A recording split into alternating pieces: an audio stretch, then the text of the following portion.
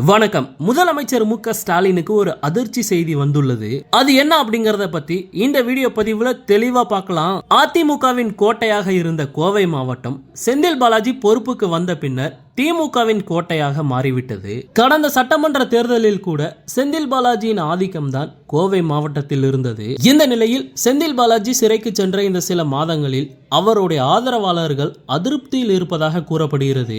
நம் அமைச்சரையே திமுகவால் காப்பாற்ற முடியவில்லை என்ற நிலையில் தொண்டர்களை எப்படி காப்பாற்றுவார்கள் என்று புலம்பி வருவதாக தெரிகிறது.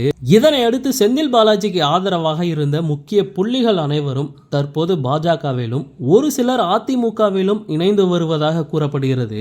இந்த தகவல் திமுக தலைமைக்கு பெரும் அதிர்ச்சியை ஏற்படுத்தி உள்ளது. அமைச்சர் செந்தில் பாலாஜிக்கு ஆதரவாக இருந்த திமுகவின் கீழ்மட்ட நிர்வாகிகள் பலர் அதிமுக மற்றும் பாஜகவிற்கு தாவ தொடங்கி உள்ளதால் திமுக தலைமை அதிரடி நடவடிக்கை எடுத்தால் மட்டுமே கோவையை தக்க வைத்துக் கொள்ள முடியும் என்று கூறப்படுகிறது.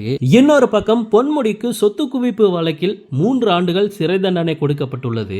இந்த ஒரு சம்பவமும் திமுகவிற்கு பெரும் நெருக்கடியை கொடுத்துள்ளது. பொன்முடியின் உயர்கல்வித்துறை அமைச்சர் பதவி தற்போது அமைச்சர் ராஜ கண்ணப்பனுக்கு கூடுதல் பொறுப்பாக கொடுக்கப்பட்டுள்ளது. ராஜ கண்ணப்பன் ஏற்கனவே போக்குவரத்து துறை அமைச்சராக இருந்து அதில் சில தவறுகள் செய்ததாக கூறி வேறொரு துறைக்கு அதிரடியாக மாற்றப்பட்டார். இப்படிப்பட்ட நிலையில் உயர்கல்வித்துறை அப்படிங்கிற ஒரு முக்கியமான துறையை மறுபடியும் அமைச்சர் ராஜ கண்ணப்பனுக்கு கூடுதல் பொறுப்பாக முதலமைச்சர் மு.க. ஸ்டாலின் ஏன் கொடுத்தாரு அப்படிங்கிற ஒரு கேள்வியும் முன்வைக்கப்படுது.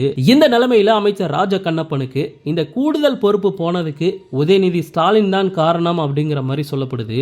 அதாவது தற்போது அமைச்சர் ராஜ கண்ணப்பன் உதயநிதி ஸ்டாலினுக்கு மிக நெருக்கமாக உள்ளார். அதனாலதான் உதயநிதி ஸ்டாலின் முதலமைச்சரிடம் பேசி இந்த உயர்கல்வித்துறை ராஜ கண்ணப்பனுக்கு வழங்கப்பட்டது அப்படிங்கிற மாதிரி ஒரு பக்கம் பேச்சு அடிபடுது. செந்தில் பாலாஜி, பொன்முடி, ராஜ கண்ணப்பன் அப்படின்ட்டு இப்போது திமுகவிற்கு பல நெருக்கடி சூழ்ந்துள்ளது.